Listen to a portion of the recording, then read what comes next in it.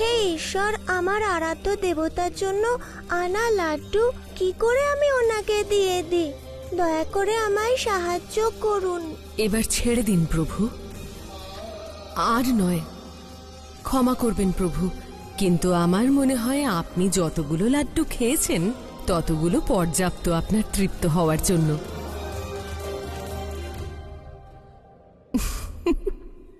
শোনো, এবার আমার মন বলছে যে তোমার লাড্ডু খেয়ে আমি বড়ই তৃপ্তি পেয়েছি।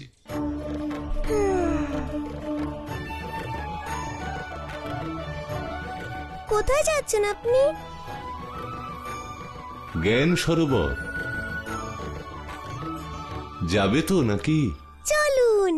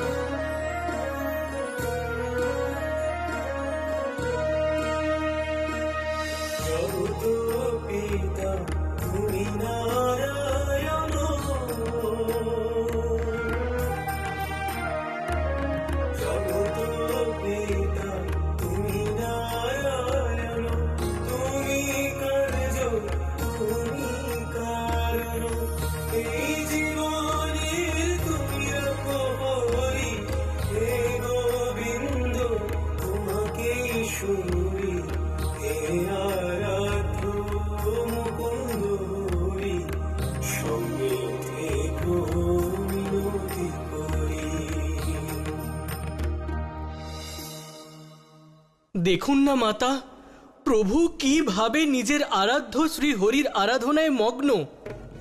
আর মারুতি তো এই বিষয় অজ্ঞাত।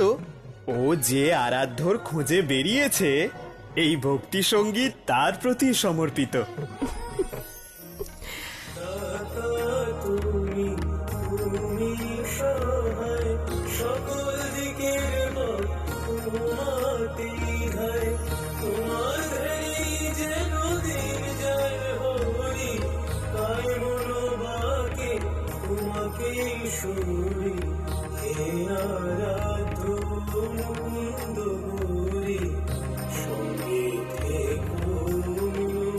মুনিবার, এদিকে নয় ওদিকে। সব পথ ওখানে গিয়ে মেশে। এ কি বলছেন আপনি? সব পথ জ্ঞান সরোবরে গিয়ে কি করে মিশতে পারে?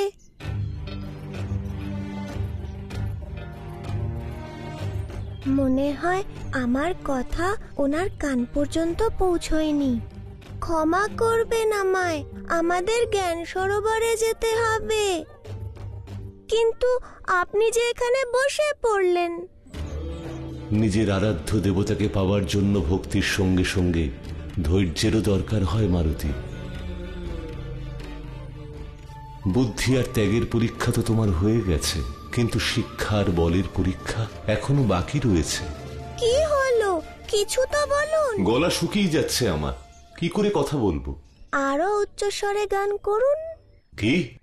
কিছু না, কিছু না। এত ভালো গাইছিলেন তো, তাই গলা শুকিয়ে গেছে। এবার চলুন। যাও, গিয়ে আমার জন্য জল নিয়ে এসো। জল? চলুন না আমরা এগোই। পথে যেতে যেতে নিশ্চয়ই জলাশয় পেয়ে যাব।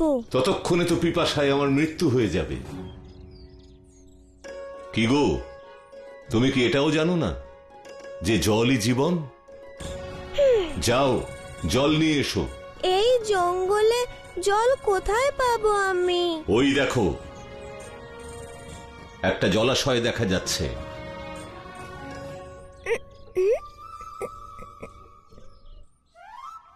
কই আমি তো দেখতে পাচ্ছি না। এখান থেকে সোজা এগিয়ে যাও, পেয়ে যাবে। তুমি যত দেরি করবে আমাদের যাত্রা তত বিলম্বিত হবে। জ্ঞান সরোবর। আপনি এখানেই থাকুন, আমি জল নিয়ে আসছি।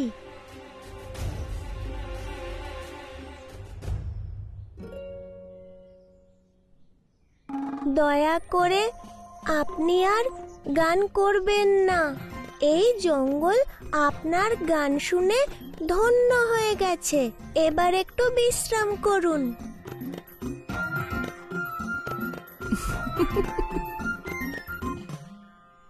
সুরেলি, মারুতি এসেছে? না মহারানী, আসেনি। মারুতি! অঞ্জলি, অঞ্জলি কি হয়েছে? মারুতি কোথায়? দেখো না দিদি, ওকে আমি সব জায়গায় খুঁজেছি, কোথাও খুঁজে পাচ্ছি না। মারুতি! মারুতিকে খুঁজে না পাওয়া গেলে মহাবিপদ। মহর্ষি দুর্বাসা ওদিকে অস্থির হয়ে উঠেছেন। হে ভগবান! ক্ষুধা পেলে লাড্ডু খাওয়াও, জল তেষ্টা পেলে জল নিয়ে এসো।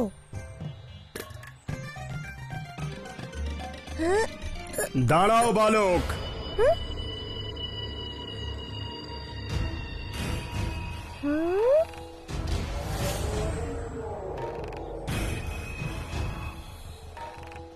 আমার ইচ্ছের বিরুদ্ধে কেউ যদি জল চুরি করে তাহলে সে মাটির সঙ্গে মিশে যাবে।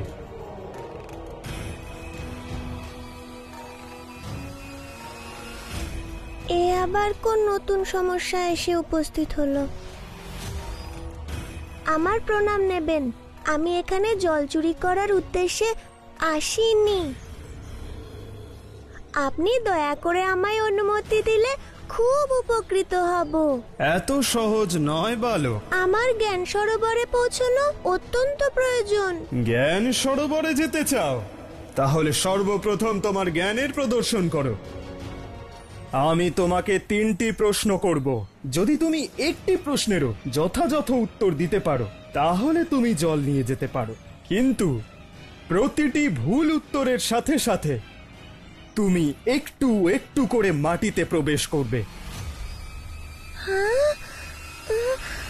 যক্ষরাজ তো মারুতির খুব কঠিন পরীক্ষা নিচ্ছেন।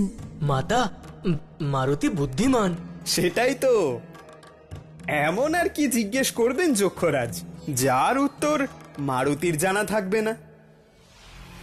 তাহলে বলো বালক, সূর্য আর চন্দ্রের মধ্যে ন্যূনতম দূরত্ব কতটা হতে পারে?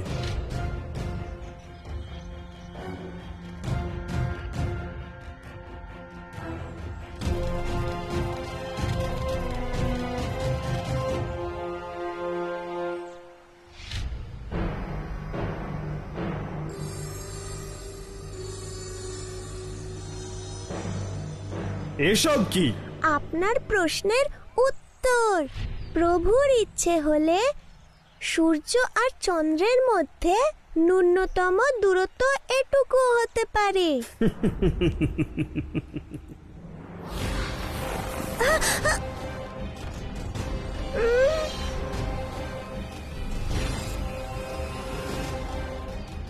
এ কেমন উত্তর দিল মারুতি?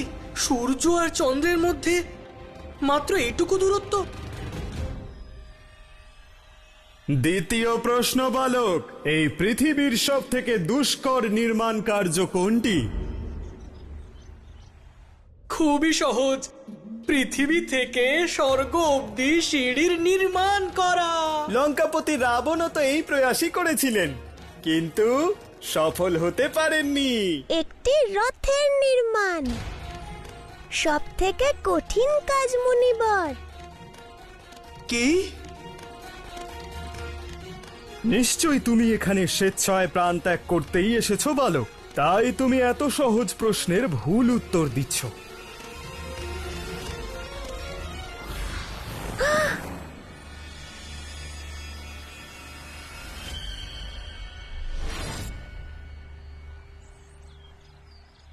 প্রভুর অংশ মারুতির প্রাণ সংকটে। আমাদের যক্ষরাজের থেকে ওনাকে রক্ষা করতে হবে। চলো ভৃঙ্গি। না নন্দী, মহাদেব স্বয়ং মারুতির পরীক্ষা নিচ্ছেন। ভুলে যেও না, এও তারই অঙ্গ। মারুতিকেও প্রমাণ করতে হবে যে সে তার আরাধ্যর সঙ্গে দেখা করতে প্রস্তুত। অন্তিম প্রশ্ন বালক, একটু ভেবে চিন্তে উত্তর দিও। যদি তুমি এ প্রশ্নের উত্তরও ভুল দাও, তাহলে মনে আছে তো এখানে তোমার সমাধি তৈরি হয়ে যাবে। চলো ঠিক আছে, তোমার এই অল্প বয়সের জন্য আমি তোমাকে আর একটি সুযোগ প্রদান করছি। ক্ষমা চেয়ে নাও আর তোমার প্রতিস্পর্ধা থেকে পিছিয়ে যাও। আমি তোমায় জীবিত ছেড়ে দেব। ক্ষমা করে দেবেন আমাকে, কিন্তু আমি তো পিছিয়ে যেতে কখনো শিখিনি। তাহলে বলো, সৃষ্টিতে এমন কোন বস্তু আছে যাকে বিনা পরিশ্রমে অত্যন্ত সহজেই নতি স্বীকার করানো যায়?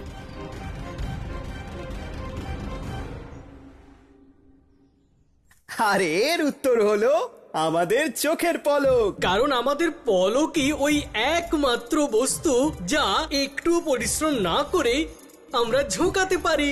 দেখো মারুতি, এইভাবে এইভাবে। তা হলো পর্বত।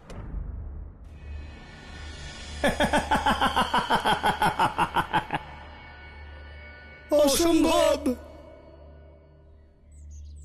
তুমি আমার 3টে প্রশ্নের উত্তরই ভুলই দিয়েছ। সেই জন্য অতি কষ্টে আমাকে এই নির্ণয় নিতেই হচ্ছে যে তোমার মৃত্যু এবার নিশ্চিত।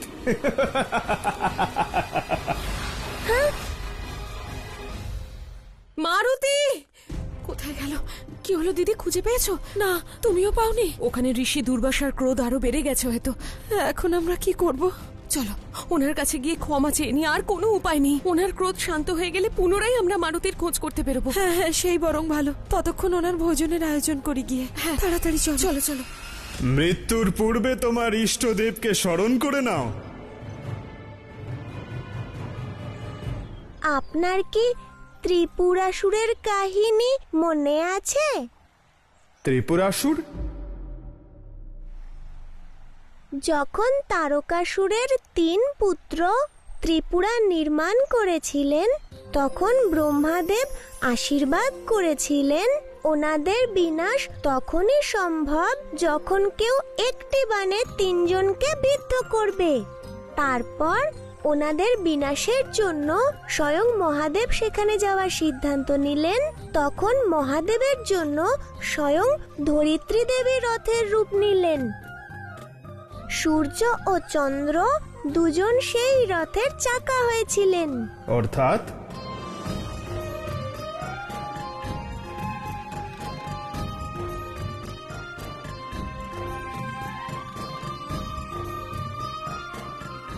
তখন সূর্য আর চন্দ্রের মধ্যে দূরত্ব এটুকুই ছিল।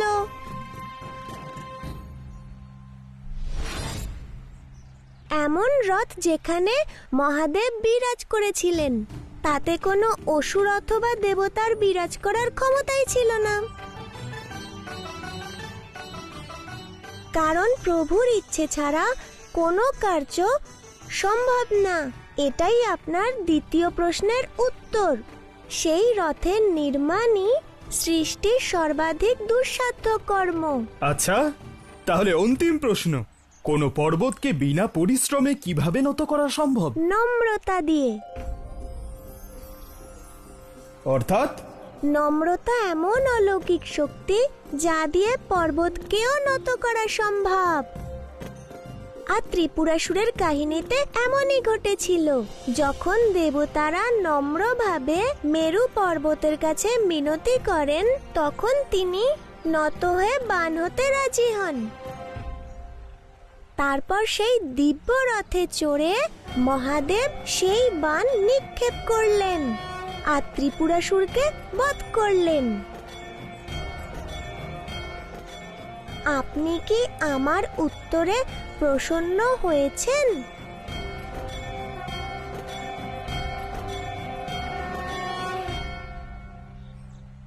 না।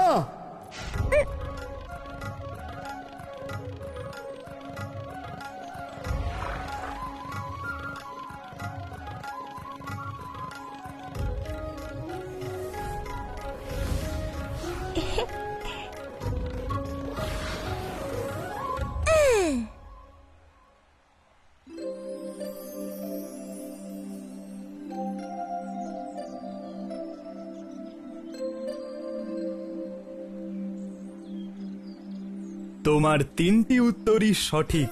তুমি কোনো সাধারণ বালক নও।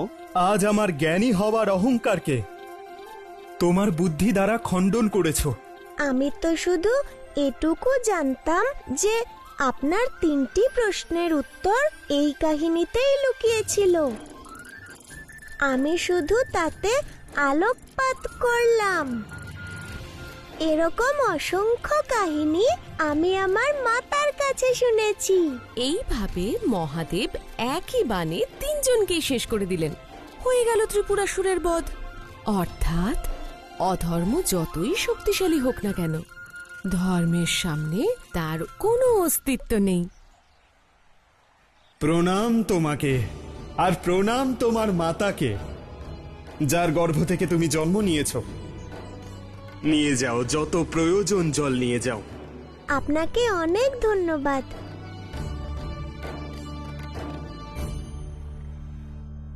সাধু সাধু মারুতি সাধু। বুদ্ধি আর সাধারণ জ্ঞানের এমন মিশ্রণ বাস্তবে দুর্লভ, দুর্লভ। ধন্য আপনি অঞ্জনী পুত্র মারুতি।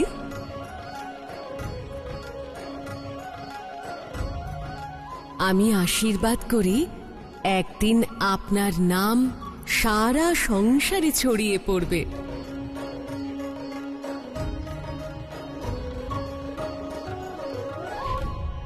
ঋষিবর, আমরা শুনেছি যে পায়েস আপনার অত্যন্ত প্রিয়, আর তাই আমার বোন দেবী অঞ্জনী নিজের হাতে বানিয়েছে শুধু আপনার জন্য। দয়া করে আপনি গ্রহণ করুন। আমার ক্ষুধা নেই। তাহলে আপনি এই শীতল জল গ্রহণ করুন মহর্ষি। আগে আপনি আমায় বলুন, আপনার পুত্র কোথায়?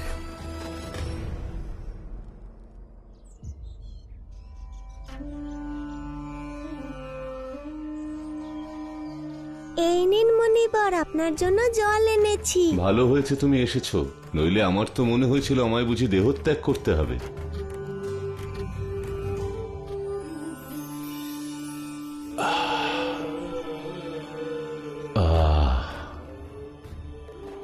ধন্য তুমি মারুতি, এ পরীক্ষাতেও তুমি উত্তীর্ণ হয়েছ। মুনিবর, আপনার তৃষ্ণা নিবারণ হলে এগোই আমরা। বল বুদ্ধি শিক্ষার মধ্যে এখন কেবল তোমার বলের পরীক্ষা বাকি আছে।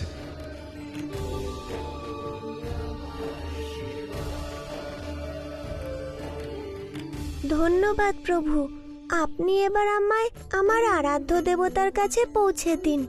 ধন্যবাদ। বিলম্বের জন্য ক্ষমা চাইছি মহর্ষি। আসলে মারুতি ওর বন্ধুদের সঙ্গে খেলতে খেলতে অনেক দূরে চলে গেছে, কিন্তু আপনি চিন্তা করবেন না, ও এক্ষুনি চলে আসবে।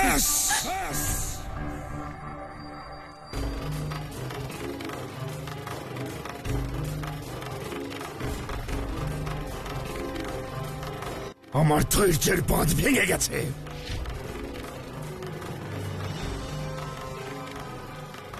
আমি এখানে বসে আছি সূর্যোদয় থেকে সূর্যাস্ত পর্যন্ত। আর কতক্ষণ আমি মারুতির জন্য অপেক্ষা করব? আমার তো মনে হচ্ছে আপনি আপনার পুত্রকে আমার সম্মুখে আনতেই চাইছেন না। এর কারণ কি? না না মুনিবর, আপনি কি বলছেন?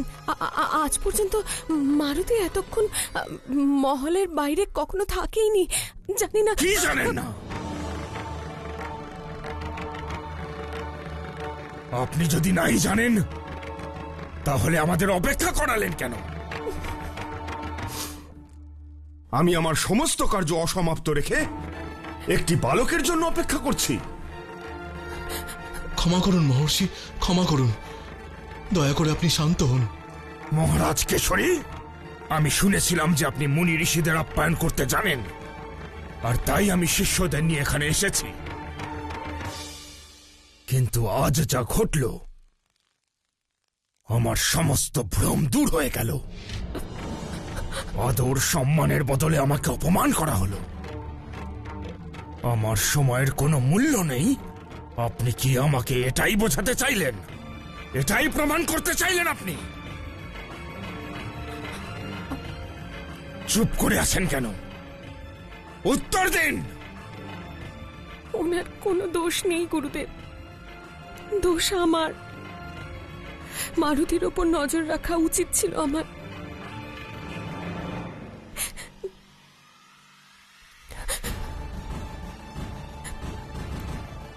আমি আপনাকে অভিশাপ দিচ্ছি।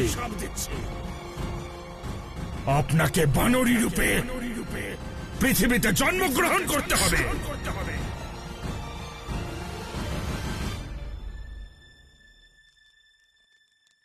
দেবী অঞ্জনী, আপনি আমাকে অভিশাপ দিতে বাধ্য করলেন। কেবল আপনাকে নয়, তার সাথে আপনার পুত্রকেও।